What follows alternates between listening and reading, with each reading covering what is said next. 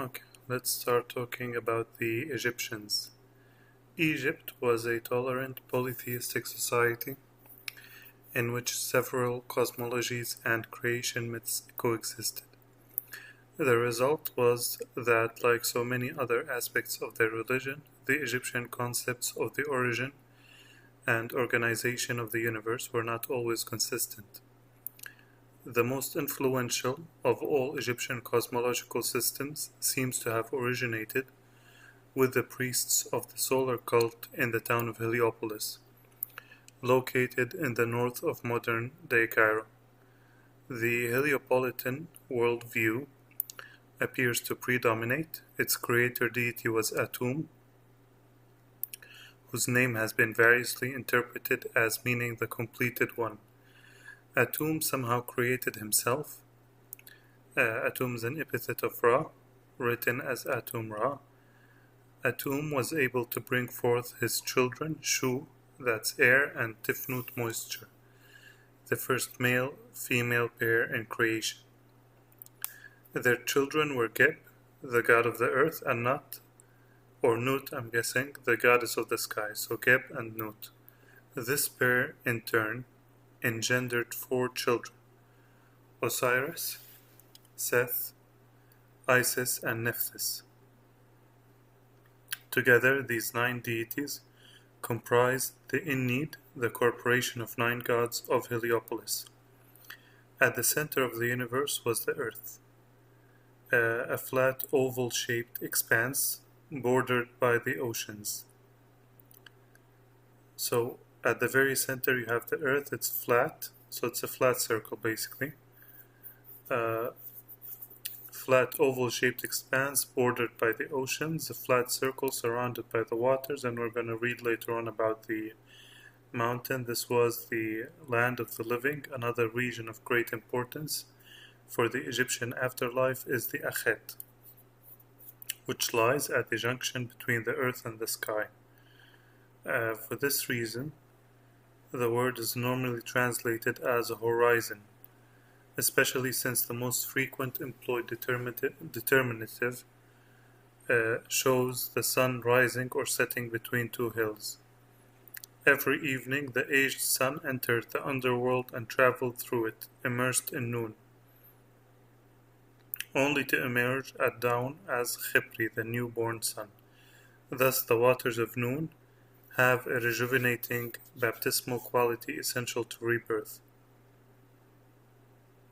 The sun enters between 2 hills. Okay, you see this point? So it's the window of heaven, basically.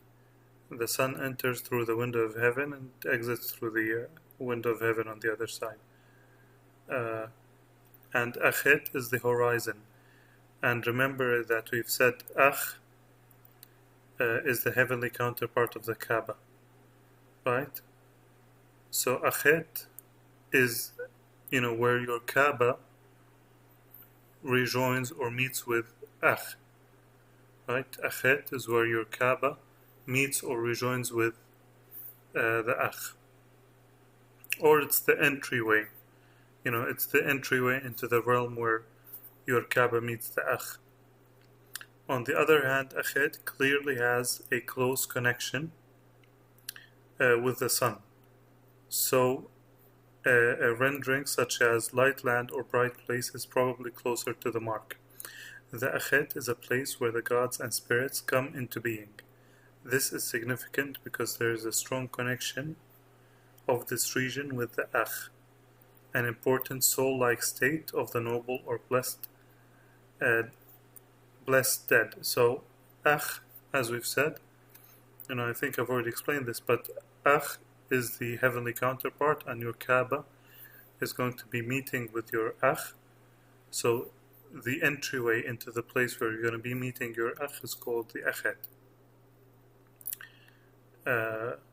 Perhaps in this form the deceased becomes a pure dazzling light. In the Book of the Dead and other sources, the Egyptian word for the funerary prayers is Sakh, meaning to transform into an Akh. While in the subterranean world, Ra would awaken and rejuvenate the deserving dead. But this journey was fraught with difficulty and danger. since he faced continual opposition from his enemies, particularly Apophis, the Apophis monster, the representative of the forces of chaos. Apophis monster had many forms, but the most common in the Book of the Dead and the Royal Afterlife books was an endless serpent. See that? So when the sun god Ra is in the underworld, he's fighting against a giant serpent. That means that there's a giant serpent underworld, under the earth, just like in Mandaism, just like with the Hindus, just like with the Greeks, just like with the Zoroastrians. It's all coming from one source, that's the Egyptians. In inventing a situation for the Duat, and the Duat, as we've said, is the bridge that leads to heaven. It's the bridge that the sun god takes every day to reach heaven, and heaven is located in the underworld. Okay?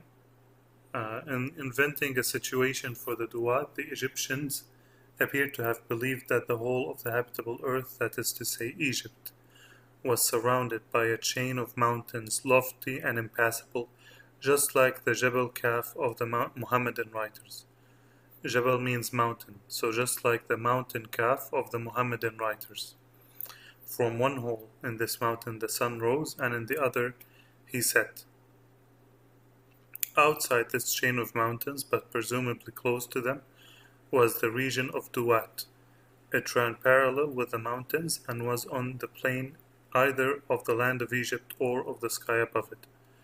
On the outside of the Duat was a chain of mountains also similar to that which encompassed the earth, and so we may say that the Duat had the shape of a valley, and from the fact that it began near the place where the sun set and ended near the place where he arose, it is permissible to say that the Duat was nearly circular in form. The souls of the dead, when they departed from this world, made their way into the Duat and took up their abode there. The Duat was regarded throughout Egypt as the kingdom of the dead. Of the gods, the only one about whose successful passage of the Duat there was no doubt was the sun god Ra. For he rose each morning in the east, and it was manifest to all that he had overcome whatever dangers had threatened him in the Duat during the past night. This being so, it became the object of every man to obtain permission to travel in the boat of Ra through the Duat. For those who were the followers of Osiris could disembark when it arrived at his kingdom, and those who wished to remain with Ra forever could remain in it with him. Actually, this is false. I'm going to explain to you the function of the sun god Ra and his boat. The Duat, this is very important, the Duat was divided into 12 portions. 12 portions. The Duat was divided into 12 portions. Now, since the Duat was traversed by the sun god during the hours of the night, the Egyptians regarded each of these divisions as the equivalent of an hour, and hence it came that the sections of the book of the Duat were called Horus, the first hour, corresponding to the first division, and so up to the 12th hour. According to the Book of Gates, the gates of the divisions in the Duat are the most important and most characteristic feature. Now the dead who were in the various divisions of the Duat do not apparently pass entirely out of existence, for as we shall later see, they are revivified once each day by the light of the sun god, which he casts upon them as he passes through the Duat. And for a season they enjoy his rays, and when, as he leaves one division to enter another, the gate closes upon him and shuts out his light. They set up dismal cries at his departure, and then sink down into the inertness of the darkness, which will swallow them up for 24 hours. This is very similar to what we are reading from the Mandaean sources, right? The sun god is traveling on his boat, and people are drowning around him, right? He's traveling on a river. This is a circular river. That is, it's a circular river because the sun god is circumambulating the earth, right? The sun god is circling around the earth. So it's a circular pathway that the sun god is traveling across, and people are being cleansed, purified, right?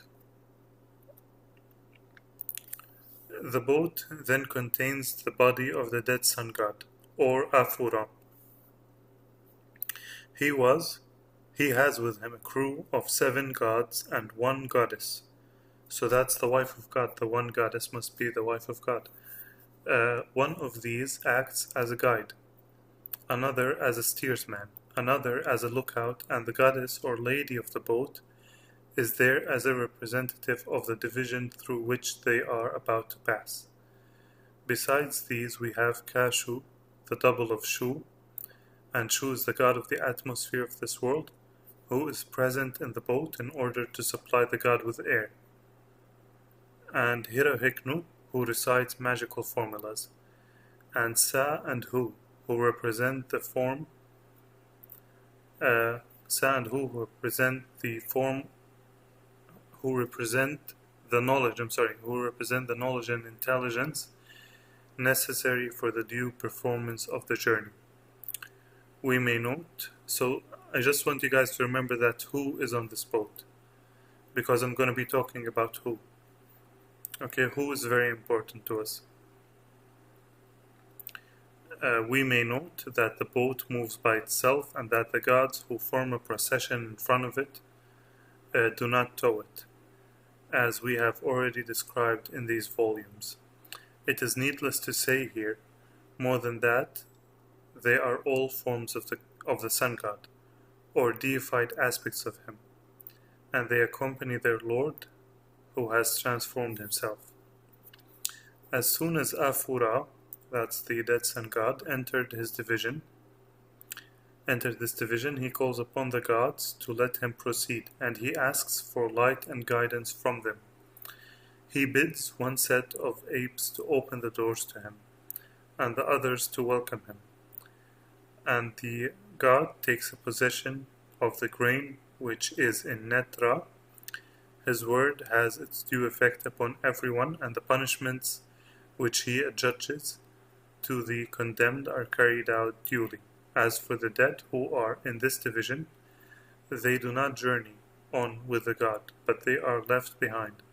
And when they see him pass through the fortified gate, which guards the entrance to the second division, they wail. The texts say nothing about the actual condition of the dead, whom Afura leaves behind him, and nothing of the place or places whence they come. We can only assume that they are those who for some reason or other have failed to obtain a seat in the boat of the god. So the writer is not sure how these people got there, how these people made their way into these divisions, right? There's 12 divisions, and the sun god Ra is passing from one division to division. The gates of each division are locking up behind him, and there's people in each division basically swimming or floating in these divisions, because the firmament is a river basically, or a canal, and people are trying to make their way into the sun god's boat. So this is very interesting. I'm going to explain all of this to you, but one thing that I'd like you guys to pay attention to is we've previously read about a lady of the boat. The sun god is with a lady of the boat. Remember, we were reading from the Mandaean sources, and the goddess that the sun god is traveling with is Venus, right? The sun god was traveling with Venus from the Mandaean sources. So this is very interesting, and this character Hu, especially to me, is very interesting. We're going to read about Hu, because I personally believe that Hu is most likely the goddess of the boat. So we're going to discuss this later on. The boat of Afura, having passed through the first 5 divisions of the Duat, now according to the Book of Gates, arrives near the southern part of the delta, and near the kingdom of Osiris, Lord of Mendes and Busiris. Before, however, the god can enter it, he must pass through the gate of the sixth division, which is called Nebet Aha, or the Lady Aha, I'm guessing, and which is guarded by the monster serpent Set and Mat. The heart of the deceased is weighed in the balance against the feather symbolic of Mat, or righteousness. So this is the scales, just like Abathur of the scales. The Egyptians had scales and they weighed the person against the feather of Mat. Mat is righteousness. The operation of weighing is carried out by Thoth and Anubis in the presence of the great gods. These are they who offered up incense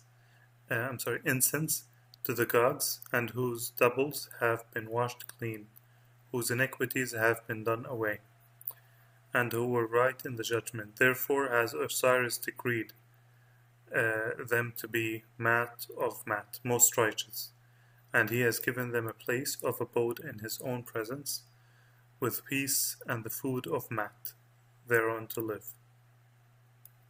So this is heaven. They basically made their way into heaven, and the heaven is called the world of Osiris. Okay, heaven is called the world of Osiris. Duat was a place of darkness, hunger, thirst, and misery, and finally of annihilation. They had no belief either in purgatory or in everlasting punishment.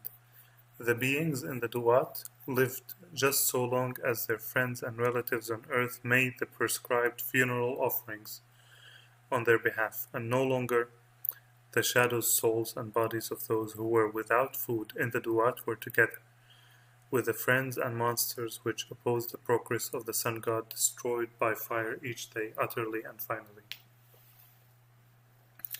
The writer here tells us that they had no belief in purgatory. Okay, no belief in purgatory. People in the Duat were suffering from hunger, thirst, misery, and finally annihilation. This is very strange. Why not just annihilate them from the very beginning? And why do you have to pass 6 divisions and then weigh the soul of the person? Why not weigh the soul of the person from the very beginning if it's between heaven and annihilation? The writer here is telling us there's no purgatories. It's between heaven and annihilation. If it's between heaven and complete annihilation, then why not just annihilate them from the start of the bridge? Why do they have to cross the bridge?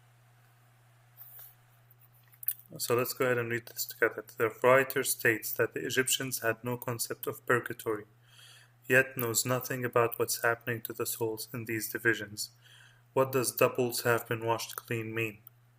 Okay, so this is clearly a purification process is happening in the Duat.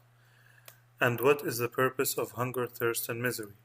And why are the scales at the 6th division, not the 1st division, if it's between complete annihilation and heaven? Shouldn't the scales be at the start of the Duat? This is what the Egyptians believed. This is a drawing that I've made for you guys to explain what the Egyptians believed. This is the boat of the sun god Ra, and this is the Duat. There's the 6 divisions that the Duat passes. The 6 divisions are the 6 planets: Mars, Mercury, Jupiter, Venus, Saturn, and the Moon. Okay, the 6 planets, and there's the 7 gates. 1 gate, 2 gates, 3 gates, 4, 5, 6, 7. 7 gates, 6 divisions. The sun god makes his way. There's the people being purified by being punished for their sins, basically, just like the Mandaeans. And people who have been purified can make their way into the sun god's boat, and they can cross into the next division to be purified further. Finally, once all of the purification has been completed, they make their way into heaven. There's the heaven in the underworld. You see that? This explains to us what we read from the Quran. Remember, we were reading from the Quran, and it will ask it goes, that's the sun. He asked him about the sun, what happens to it at the time of sunset. And the Prophet answered him, it goes till it prostrates under the throne and takes the permission to rise again. And it is permitted, and then a time will come when it will prostrate, but its prostration will not be accepted. So the sun god, right, when it disappears, when it goes into sunset, it goes underneath the throne. So the throne is in the underworld. You see that? The world of God, the world of light, is in the underworld, according to the Egyptians' belief. Let's go ahead and read these some lines of information. At the center of the universe was the earth, a flat-shaped oval expanse bordered by the oceans. This was the land of the living. A flat, oval-shaped expanse bordered by the oceans. This was the land of the living. Another region of great importance for the Egyptian afterlife is the Akhet, which lies at the junction between the earth and the sky. For this reason, this word is normally translated as horizon, especially since the most frequently employed determinative shows the sun rising or setting between two hills. So this explains to us the flat shape of the earth, as you can see, and it is surrounded by a mountain range. I did not make the mountain range in this drawing because we've already seen it. We know about the mountain range. I wanted to keep it simple, but let's continue reading. The first limited heliocentric idea. Heliocentric means revolving around the sun. Right, revolving around the sun. Helios is the sun god of the Greeks. Right, so Helios is the sun god of the Greeks. Heliocentric means revolving around Helios, the sun god, revolving around the sun, was clearly given. The first limited heliocentric idea was clearly given by Platonic scholar Heraclides of Pontus. In his system, the earth rotates around its axis at the center of the world. The sun revolves about the earth. Also, the outer planets are geocentric. The unique feature is that Mercury and Venus revolve around the sun. This system is sometimes called the Egyptian. What does this mean? The planets revolve around the sun, and the sun revolves around the earth. And this is called the Egyptian. This system is called the Egyptian. Right? This is exactly what you guys are seeing in front of you in this drawing. The planets are revolving around the sun, as you can see, and the sun in turn is revolving around the earth. See that? And you shall cause the incantation of these 4 torches to be recited for him every day, so that his image shall be made to arrive at every gate of these 7 gates of Osiris. We've seen those 7 gates. The first to propose that the earth and planets revolve around the sun. Previously, geocentric concept was most widely accepted. Nicholas Copernicus, born in 1473, was a Polish astronomer who proposed that the planets have the sun as the fixed point to which their motions are to be referred, that the Earth is a planet which, besides orbiting the sun annually, turns once daily on its own axis, and that very slow long-term changes in the direction of this axis account for the precession of the equinoxes. This representation of the heavens is usually called heliocentric or sun-centered system.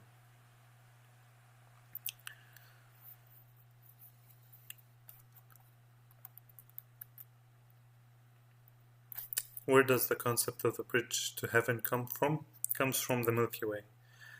From the Manichaean sources, the third god of the redeeming creation is the column of glory, who is both a god and the path by which the redeemed light ascends to the sky. Its visible appearance is the Milky Way. Okay?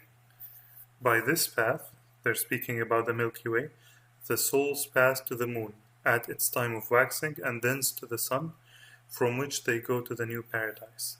The sun and the moon are variously described as ships and chariots. Okay?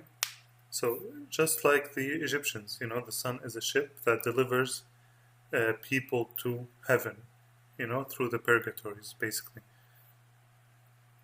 And it says here, this is from the Egyptian Book of the Dead, I shall not sit down in their fish traps, no harm shall be done to me from those whom the gods detest, because I have passed on having bathed in the Milky Way. Okay? So the person has been purified in the Milky Way.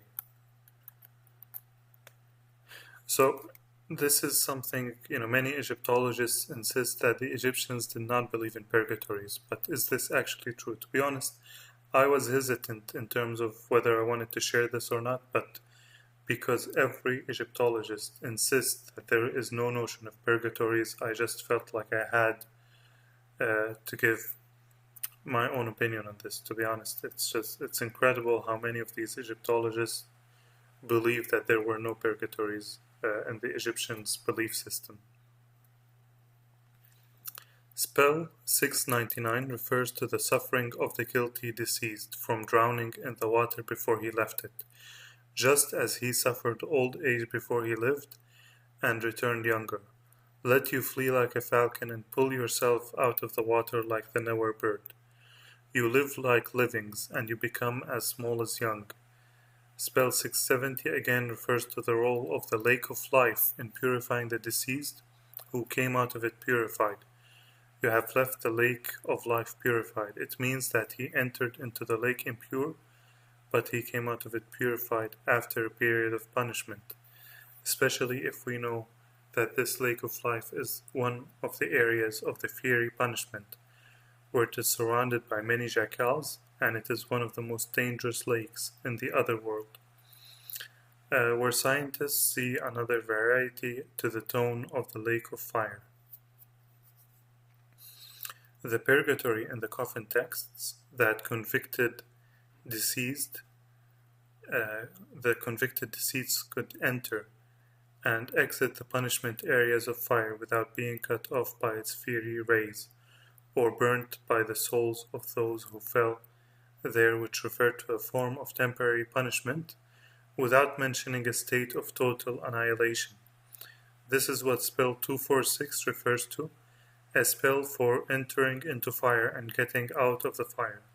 I entered the fire, and I came out of the fire, and the rays of the fire did not cut me. And the greatest of misery, weakness, did not burn me. It is worth noting that the purification of the bad deceased is carried out in the fire, and to get out peacefully, he had to go out with the god Ra. See that? He had to get out with the god Ra. Get out purified from the lake of life, losing your evils into the lake of cold water. The deceased, who has some sins, bad doings and evils, entered the lake of life, which was filled with jackals, snakes, and fiery water, and suffered for some time before he lost his evils and got out of it. In Islam, and this is what the writer says, this is not my comment, this is the writer from this book. He says, in Islam, details of that purgatory are mentioned in the Holy Quran. Verses 46 to 49, it was mentioned in the noble hadith. Yahya ibn al-Mansur al-Qadi told us, the messenger of God said, God Almighty says, get out of the fire whoever said, there is no God but Allah. In his heart is the weight of an iota of faith. Take out from the fire whoever said, there is no God but Allah, or he reminded me or feared me in a situation. And its wording,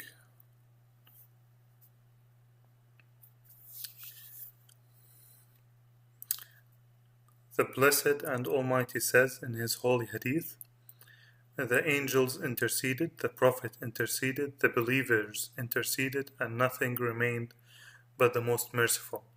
He grabs a fist of fire and brings out people who have never done good, have returned lava, and God throws them into a river in the mouths of paradise called the river of life. This is from the Islamic sources.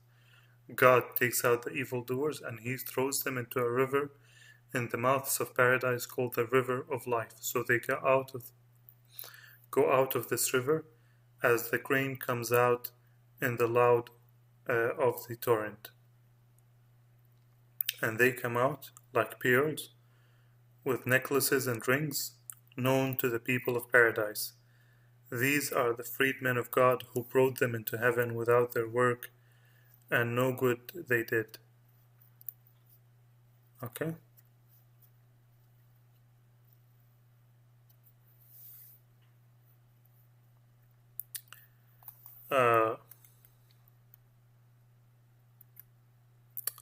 Next up, we're going to talk about. I'm going to show you guys that all of these people believe in the hidden sun. All of these faiths that we've spoken of, the Yazidis, the Manichaeans, the Mandaeans, the Greeks, the Hindus, we're going to talk about all of these religions. I'm going to show you guys that they all believed in the hidden sun as the supreme God. But they had slight variations in terms of their belief system. We're going to discuss all of these things. Thank you for watching. Till next time. Take care.